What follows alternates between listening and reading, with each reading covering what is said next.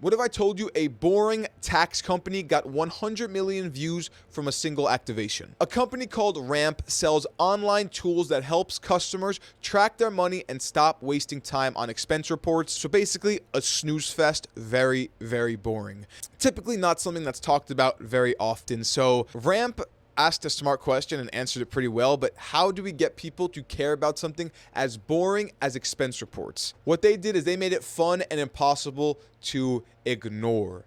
In October 2025, Ramp set up a big glass office in New York's Flatiron District, and inside they put Brian Baumgartner, I think is how you say it, the actor who played Kevin Malone from obviously the hit sitcom The Office, and essentially they made him the CFO for a day. Kevin sat there for 8 hours surrounded by paper receipts, pretending to do math the old way by hand. Basically, Kevin had to sit there and do things the old way. Ramp made it so that they would highlight their customers' problems in this funny way. This was a real-life activation. Thousands stopped on the street to stare, and many, many, many more watched on an online live stream. They streamed on a couple platforms, X being their main one, I believed, racking up over 380,000 viewers. And by the end of this whole activation, they saw over 100 million views. The best part, Ramp did not talk about their product or software. They didn't try to shove their product down their customers' throats, down the viewers'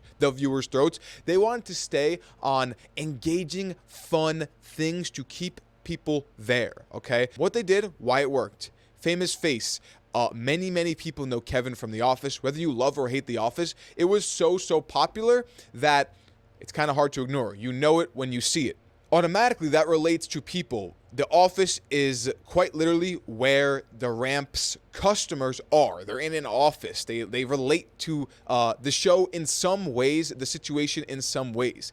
It was an easy message. If your team looks like this, you need Ramp. It was Kevin sitting in an office figuring things out the old way. What a lot of companies are dealing with, the actual true problems. It was a big visual. It wasn't just something you can set up in a studio and reenact this. They actually made this a big activation, an extreme activation, not just in a studio. They put it in the middle of New York City. And not only a 30-minute activation, but a 7 to 8 hour activation. They went extreme with it. And then again, a relatable pain, dealing with the annoying things at work. Every 15 to 30 minutes, they were doing kind of a new skit. It wasn't just him sitting there. It was actually him doing things, whether it's a specific problem, a specific skit, or someone else coming into the office and just doing another activation, another little skit, little funny moment to keep it engaging. It was really like a long show in a way. It wasn't just him sitting there quietly doing this paperwork. This video here is from a random person just walking by, shocked like the thousands of people who walked by, seeing what is going on and probably recognizing Kevin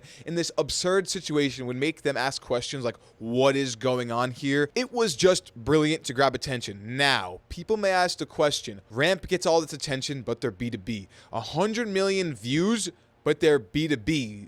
Not many of those views are their customers. Yes, true, but you have to put yourself in their perspective. You know, not everyone is their customers, but some will be, and some will be employees of potential customers, other businesses. And when you get attention and highlighting your customer's problem, that makes it so much more relatable and it brings you so much closer to your customer. Now, if a company wants to hire a company or get a software, when they're comparing their options, Ramp sticks out that much more. They seem relevant, they seem fun, they seem human-like, way more than, you know, Ramp's competitors. Because honestly, so many people know Ramp now, I don't even know who a competitor of Ramp would be. And now I am aware of Ramp. Yes, I'm a marketer. 100 million other people are also aware of them. You know, this was an awareness play. Their goal was to get awareness here, not necessarily see an ROI in the immediate, but they did awareness very well. They saw 100+% increase in website visits. More people searched for Ramp and more companies booked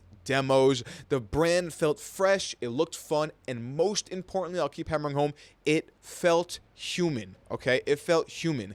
They made the invisible something like taxes and paperwork and numbers, the most boring parts of companies, sorry if that's what you do, but they made it fun. They made it a point to look at and to watch. And then it raises the question, why is this company doing this? What do they do? And obviously, it worked. And this is just such a good example of a boring product proving that anything can go viral if the story is told in the right way. You know, they didn't talk about spreadsheets, they didn't talk about numbers.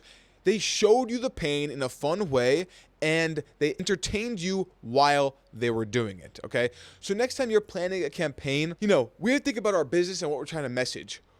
What is the best and most fun way to message something? And before you get to that point, you have to think, what should I pull out here? You know, in their case, they are the most boring business you can do.